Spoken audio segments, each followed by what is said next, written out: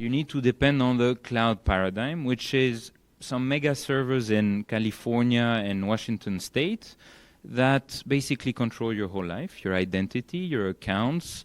The moment you're in, they lock you in. They make it difficult for you to port your personal data. There are just too many examples of big tech shutting down like entire Google Drives because they were supporting Palestinian causes or other types of causes that Google didn't want to be associated with, and so they lost their entire knowledge infrastructure. Australian pension fund worth like $150 billion Yes. lost most of its proprietary data because of a manual misconfiguration by an employee at Google. The cloud is starting to crack. It's time to move on to something that is more robust. Our tech stack is based on, as much as possible, your own laptop. We've had 20 years of development of hardware capacity for memory, for computation, etc. It's time to take advantage of that. Hey guys, what you're about to watch is one of the many interviews I took during my time in Thailand for Devcon 2024. I was in the country for a total of over a month and got the opportunity to meet a bunch of really cool people and interview them in person. Devcon itself was an incredible and interesting experience, and you can find my full review of it on my Patreon.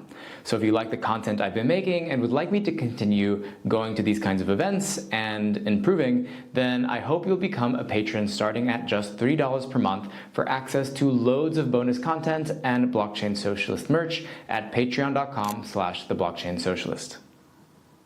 Hi everyone, welcome to another episode of the Blockchain Socialist of such a high production value that you're never going to get ever again. I'm taking advantage of this completely. Let's see how many interviews I can get through while I'm at Devcon in this amazing setup. So my lucky interviewee that I'm going to be talking to is my friend Andreas. You are the co-founder of Fileverse, which is a really neat project. Yeah, maybe I'll shut up and just let you explain what Fileverse is as a start, and then we can get into the hot takes and the kind of, political nature of the stuff that we're building. Of course. So, hey everyone, thanks for having me, Josh. So briefly about Fileverse. In a sentence, Fileverse is a trustless collaboration middleware. So we do a bunch of things. The most concrete one that you can actually get your hands on right now is called ddocs.new. It's a play on the domain of docs.new, where if you write that in your URL, you're redirected to Google Docs. And Google Docs is used by over 1 billion people. And our goal was to actually create an alternative that would be end-to-end encrypted and peer-to-peer and as self-sovereign as possible. So the idea, and it works today, if you go on the URL, you don't need an account, you don't need a wallet. It's a completely non-financial crypto app, which is rare, as you know. And you need to grind to actually get people's attention for a non-financial app. Until today, until Devcon, I would say, because you have people like Vitalik that are finally being like, okay, guys, too much infrastructure. We're ready for the next step. We have this world computer, can create new forms of trust between people. So start using apps like ddocs.new, which he said actually on stage 2 days ago, which got us very excited. But this is what you can do. So everything you do with Google Docs, Google Drive, etc., is something that Fileverse is building. The current one is ddocs.new. Yeah, so Fileverse is it is one of the few products that I can point at and be like, there you go. Finally, there's one non-financial use case for all this crypto shit that we're doing, and it works. It works really well. I've used it myself. I have shared documents with it. The basic things are there, and it's a nice UI.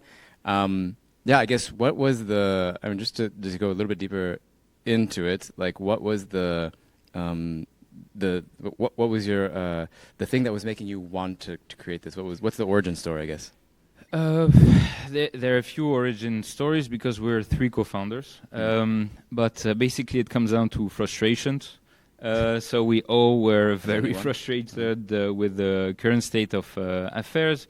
I'm a PhD student. My other co-founder is a PhD dropout. The other co-founder has created some of the biggest gender-focused hackathons in India. And so we all use a lot of collaborative tools, which today, if you want to collaborate with people on a global scale in a way that is smooth, interactive, you don't have any limitations, you need to go through the cloud empire. Yeah. You need to depend on the cloud paradigm, which is some mega servers in California and Washington State that basically control your whole life, your identity, your accounts.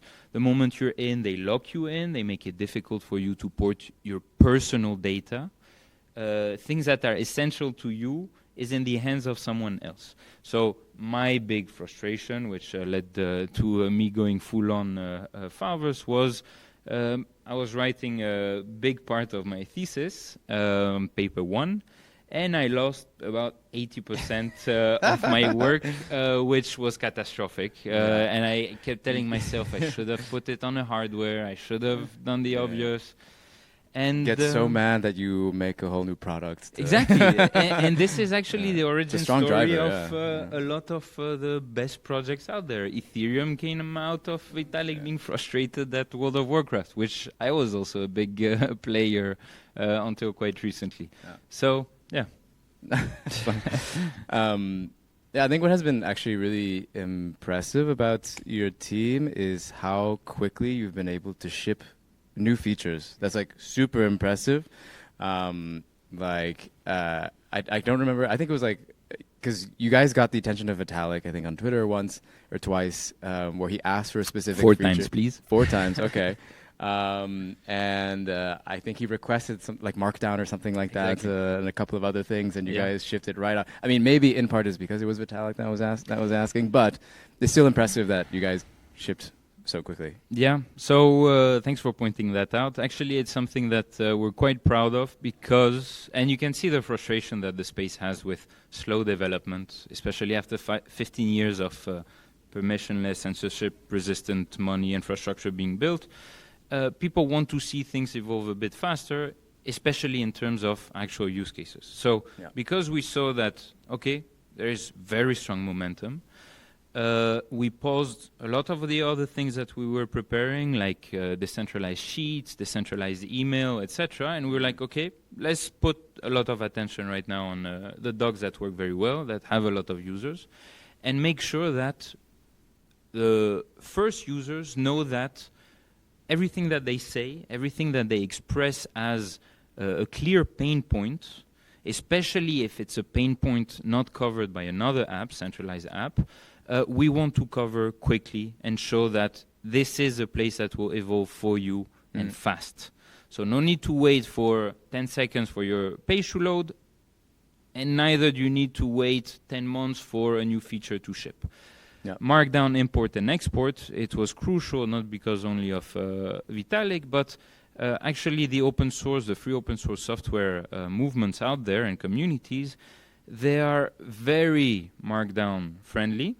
And if you put in forefront of your app that, okay, we have every important standard that is easily compatible with our open source app, you can bridge the communication to those communities that are very close to us, but have a little bit of frustrations with crypto in general. Yeah.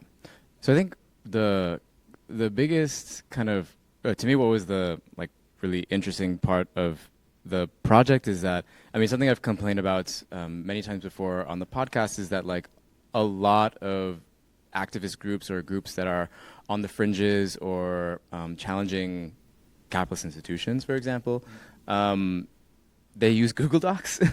They use a lot of, big tech infrastructure to facilitate their actions to organize themselves. No shade to people who do that. Like, it's also difficult otherwise. It has been for a long time difficult to do it otherwise.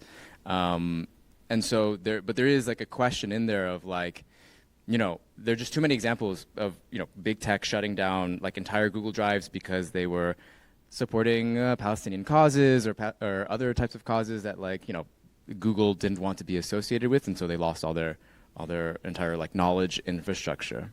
Even academics, right? Like at good universities, at Harvard, that have been historians for 20 years, suddenly the content you've posted in your own Google Docs is a little bit too offensive to our company policy, so we're going to shut down your brain. It's pretty catastrophic. But to go back to what you were saying, the dependence even in our crowds on centralized tools is quite particular. You said no shade, a little bit of shade. A little bit of shade because if you look back at the past 15 years of crypto development, one thing is clear. One of the most important outputs that the industry has had is our knowledge.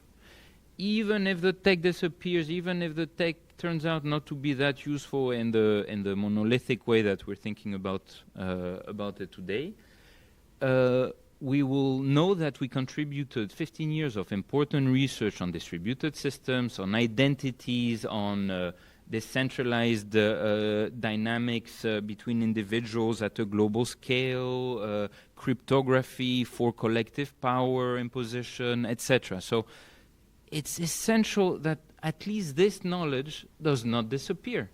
And Notion, for example, started censoring all Russian residents from using Notion and having their knowledge on Notion and organizing their to-do list on Notion. What do you expect to happen from that? Like ridiculous. Yeah. And the examples abound. Same. One example I like to use just to speak to a crowd that is also not necessarily crypto focused is beginning of the summer.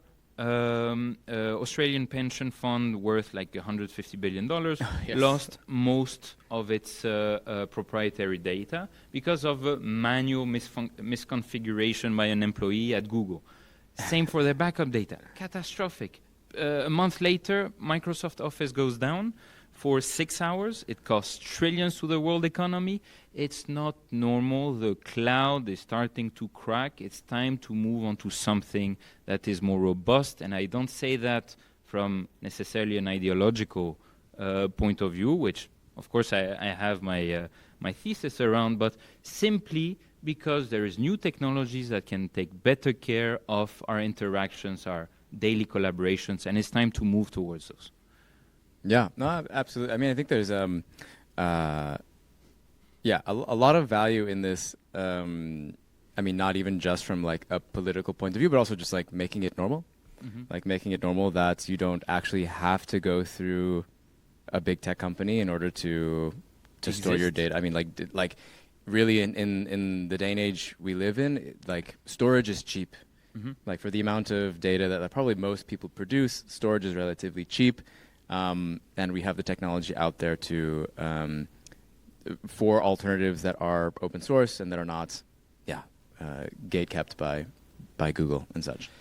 Yeah, and again, just to be as pragmatic as possible, the idea is not to propose, okay, there is an alternative. It's built in a peer-to-peer way, open source. It was created thanks to donations, etc. It's to say there is a competitive UX to Google Docs and the likes. It makes you, puts you in control of your own data, accounts, identities, your existence in a digital form online. And there are 1,001 examples on why this is important. And I'll point to one last thing, if you'll allow me to, which is the practical example of regulations changing across the world. So there is a push, there is a community push by people around, mainly for now, Western countries that say, hey, we want more privacy. Apple was forced into implementing end-to-end encrypted cloud. Still cloud, but end-to-end encrypted, finally. No more celebrity leaks of their photos online, etc. And on the other side, you have regulations as well that are pushing CCPA in California, GDPR in Europe. And we've gone from Google paying a 50K fine to the CNIL, the French Data Protection Authority, 5 years ago, to now paying around $1 to $3 billion for leaking data, for abusing the trust of their customers and taking that data, selling it to 1,000 data brokers that nobody knows about, etc. So the change is happening. The technology that adapts to this change will win. And I don't think those big empires that have built their whole business model around the extraction of people's most essential resources is capable of changing its architecture mid-flight, whereas new projects can be there to welcome people. Yeah. So maybe I'm a little bit curious, what is the, like in for a layman, like what is the tech stack? Like how is this actually possible? Because I can imagine a lot of people listening probably simply don't know what is behind all these things. And yeah. So thanks for the question. Always important to explain, why our alternative technology is actually worth it. So for the past 10 years, we've been developing as an industry good technology. We like to think of them as community computers, public blockchains. And we think that they pair well, very well, with something we've had since the beginning of the internet, which is peer-to-peer networks. So if you combine those two, by the way, peer-to-peer networks were essential to the growth of the social web. A third of all internet traffic was peer-to-peer BitTorrent exchanges until 2010. And then it was replaced by those behemoths. Our tech stack is based on, as much as possible, your own laptop. We've had 20 years of development of hardware capacity for memory, for computation, etc. It's time to take advantage of that. The reasons we went to Google Docs was collaborative capabilities were not well supported on local devices. Now you have your device that is good enough. So we use your device. We use something called IndexedDB to keep a lot of your data in your browser. The real-time collaboration with other people, right now up to 20 people, but it's scaling, can happen, does happen through peer-to-peer manner. So we use WebRTC paired with IndexedDB, and for some redundancies, we use GunDB, which I recommend people check out. It's very cool.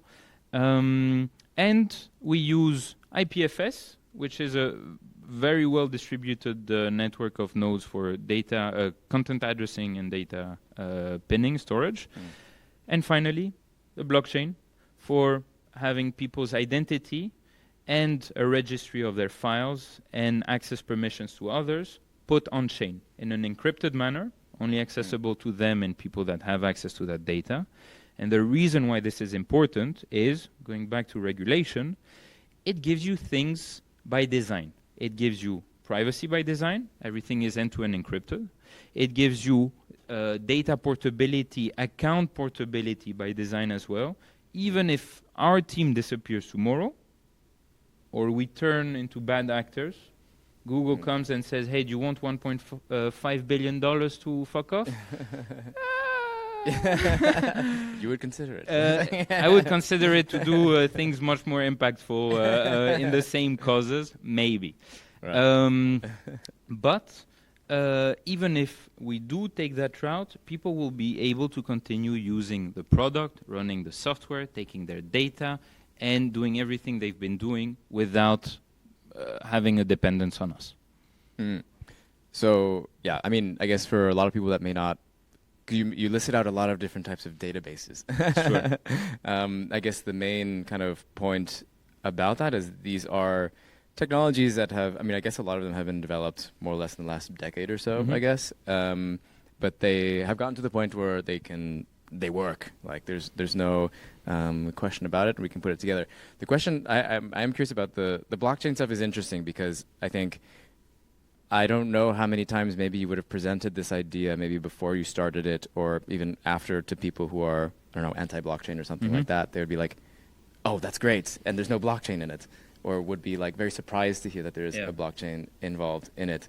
How would you like succinctly kind of summarize the benefit of blockchain in that stack in particular? Is it like to me, it sounds just kind of like permissioning and retrievability, if that makes sense? Yeah. Is that kind of the... Yeah. Think of it as a source of truth that is independent of third party keeping that source of truth available for people. So if we're a big community and we want to all together manage a website or an archive, like the Internet Archive, we don't want to basically depend on either one super admin or a third party to manage all that. So we use the blockchain as a source of truth for data to be retrieved in case a user interface, an app disappears or something like that. But the keyword was succinctly here. So to put it very briefly, the current cloud empire requires a lot of infrastructure. The alternatives require almost no infrastructure because the app team doesn't need to spin out their own infrastructure. The infrastructure is already there. There are community computers to leverage to make sure that whatever happens, those computers still have the data that people require. Like you're referring to because hardware has advanced enough, we can simply just store more locally? Store more locally and have a backup, which is peer-to-peer networks and an index of that backup, if you want, on the blockchain. Nice. Yeah. Yeah. I guess I'm also curious if you have any thoughts on the... Well, I mean, of course you do. On the future of the project, where do you see it being because I mean, I guess the main thing I'm thinking about with this is is mainly in the context of being in conflict with state actors or with certain institutions. Do you have any thoughts on if you were to pitch this to a group who's about to go into, activist mode or whatever you want to call it, counter to founder mode. Although that's also a cringe term, so don't take that. I can see Paul Graham quote tweeting you on this. I wish I didn't say that. It's online forever. Yeah, I'll put it on the blockchain it's as on well, the blockchain just to make now. sure. Yeah, I guess what would be your pitch to them on Fileverse? So the non-marketing pitch would be not just yet. Not just yet because we're testing the reliability and the censorship resistance of our technology. We've done 2 audits with Nethermind of the smart contracts, 1 audit for privacy of the front end, avoiding any type of metadata leak, etc., which is super important because, yes, we encrypt everything end-to-end, but who sends, what time, from where, all that is all the NSA needed to actually shut down a bunch of activist groups. It's all that they needed to actually catch most of, according to James Comey, the ex-FBI director testifying in front of a Senate Special Committee. Metadata is basically everything that they need to, I think they had a really crass saying that to kill people, basically. Yeah. But once we're past that phase of auditing, making sure that everything is robust, I would, if I was talking to activists, I would say, first of all, try to be as able as possible to have plausible deniability. So make sure that as little as possible data is traced back to you, and that means don't have a third party to which you entrusted your identity, your life, your social graph, who you're connected to, what's the name of your grandparents, because they're the first point of contact for state actors. So today, actually a month ago, major American ISPs had a huge data leak.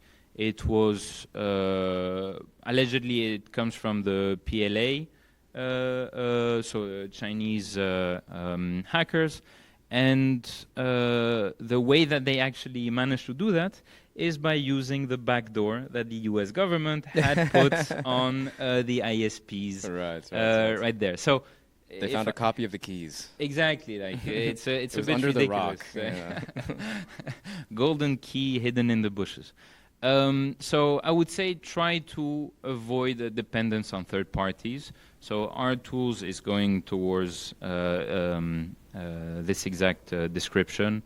And yeah, to be honest, if you're an activist and you're doing something really dangerous, use as little computers as as you can, because I can't recommend a foolproof, bulletproof way of being absolutely private and in control of your data. Even if you use Tor, even if you use your own hardware, even if you use only open source software, there are ways to get to you. So be extra careful.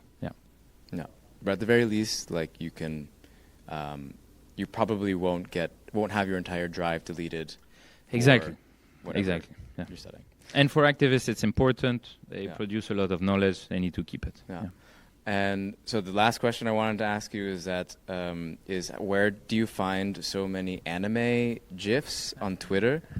Every reply on Twitter from Fileverse, I think, is an anime GIF. And they're always like incredible. They're incredible GIFs that I don't know. Where do you find them? Where do you get them? Yeah. So first of all, let me shame you for saying GIF instead of GIF. I say GIF. Oh my God. I think it comes from graphical something. I swear, I could be wrong, but I swear I read something that the guy who made it said it was supposed to be pronounced GIF. Okay, mea culpa. If that's true, let the internet decide. There's a poly market going right now to decide what is true or not. So where does all the anime come from? Why so much anime? Do you store it all in Fileverse? First of all of it is on Fileverse, just in case Crunchyroll or others start attacking us.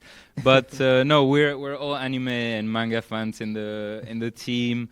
I know it's a little bit it's the typical geek response, but I know that a lot of people out there also do watch anime and read manga.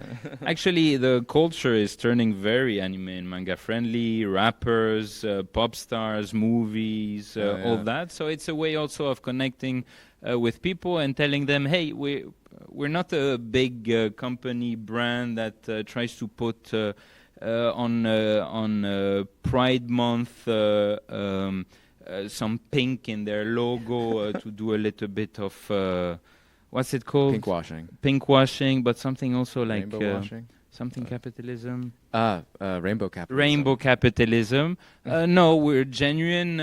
If you see that we have a super specific reference to Hunter x Hunter chapter 453, it's because we're part of you people, and you can expect you can be a bit more trustful with us than a big machine that doesn't even know there are humans in it. Voilà. Awesome. Well, yeah, thanks for coming on and thanks for having me. Coming onto this amazing set that I'm never going to have again. Would you like to leave anything for the audience? Any plugs you want to leave for people to check out Fileverse or check out your work? Please check out ddocs.new, so ddocs.new. You don't need an account, you don't need crypto, you don't need anything. It just works. It's a good alternative to Google Docs. It's the first thing that's out. A lot more is coming. And I would recommend that people read a bit of Ursula Le Guin. I'm reading a book by her at the moment, so my mind is in her fantastic environments. So as a last word, I recommend that. Awesome. Well, Thanks for having me, man. Yeah, of course.